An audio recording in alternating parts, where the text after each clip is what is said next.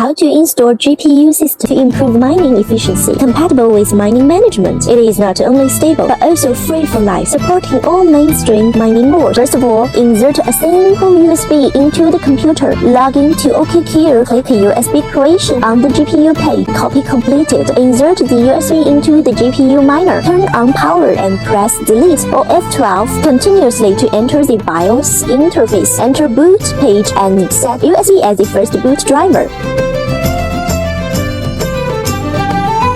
Then enter the Save and Exit page. Just click Save and Exit to inlay operation interface, miner info, command tips, and rigs info. Command tips show GPU info, show miner status, install OS to hardware.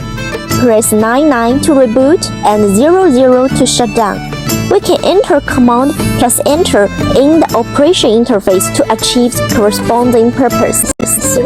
Then press enter for 3 times. Wait for success, which means the installation is completed. After that, enter 00 plus enter to turn off the miner. Pull out the USB, then turn on the miner again. System will reboot from the hardware.